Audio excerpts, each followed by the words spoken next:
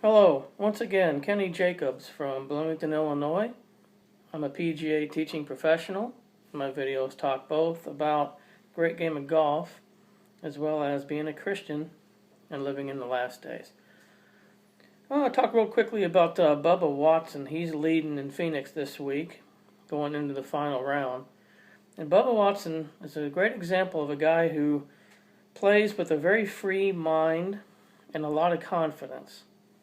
Bubba claims he's never really had one formal golf lesson. He just swings what feels natural to him. And he has a very good awareness of what the club face is doing during his swing.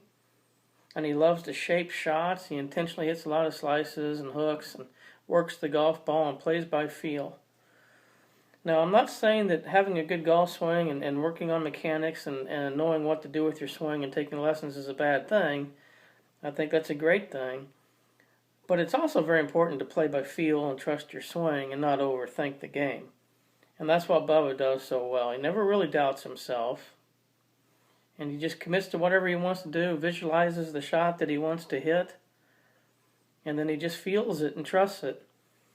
I think the thing that holds Bubba back more than anything else is he's not one of the best putters out there. He's very inconsistent putting.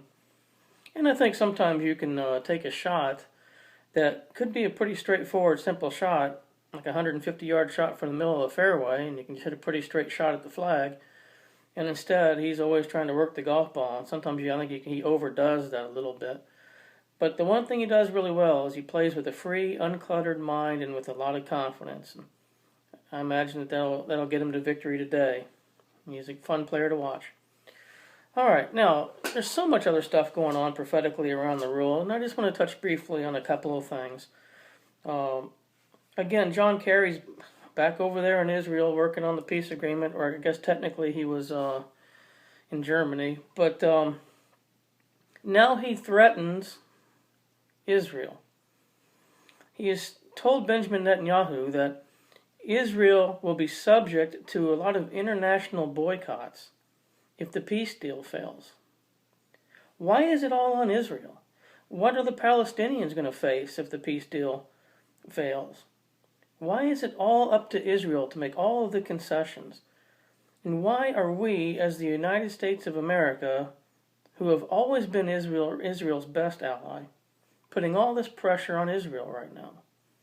During the State of the Union address, President Obama said again that Israel is our ally. But all of his actions prove differently. He's not treating Benjamin Netanyahu and Israel like an ally right now. And Benjamin Netanyahu's got to be thinking, with friends like us, the United States, why does he need enemies? And unfortunately, Israel has plenty of enemies. They're surrounded on every side by enemies that want to blow them off the map. And at the time when he needs us the most, we're going against him, now pressuring him and threatening him to make a peace deal that isn't even a good deal for Israel, and trying to divide the land. And God has warned us repeatedly not to try to divide the land of Israel. And I'm going to start real quickly in Genesis chapter 12, verse 1, and go back to the origins of Israel and their land. And it says, "Now the Lord said unto Abram, Get thee out of thy country, and from thy kindred, and from thy father's house, and unto a land that I will show thee. And I will make of thee a great nation, and I will bless thee, and make thy name great, and thou shalt be a blessing. And I will bless them that bless thee, and curse him that curses thee, and in thee shall all families of the earth be blessed." Well, for up until recently, we've always been an ally to Israel, and we've always blessed them, and we've received God's blessings for that.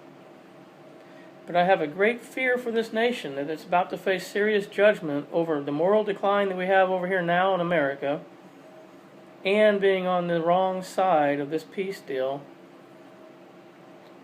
And when John Kerry's over there threatening them now, it can't be good for our nation. Joel chapter 3 verse 1 says, "For in those days and in that time, when I shall bring again the captivity of Judah and Jerusalem, I will also gather all nations and will bring them down into the valley of Jehoshaphat, and will plead with them there for my people, and for my heritage Israel, whom they have scattered among the nations and parted my land." And in Zechariah chapter 12 verse 1, actually I'll start in verse 2, Zechariah 12:2, "Behold, I will make Jerusalem a cup of trembling unto all the people round about, when they shall be in the siege against Judah and against Jerusalem. And in that day will I make Jerusalem a burdensome stone for all people. And all that burden themselves shall be cut in pieces, though all the people of the earth be gathered together against it." And verse 9 says, "And it shall come to pass in that day that I will seek to destroy all the nations that come against Jerusalem." It's a pretty serious statement by God. And unfortunately, we can now be listed as a nation that's coming against Israel here in these last days. And the Bible is clear that all nations will come against Israel in the last days. So again, just more sign that the Word of God is true and that we are absolutely living in the last days. Now, I also want to touch base on one other thing I came across. And again, it's kind of a follow-up to a video I did yesterday.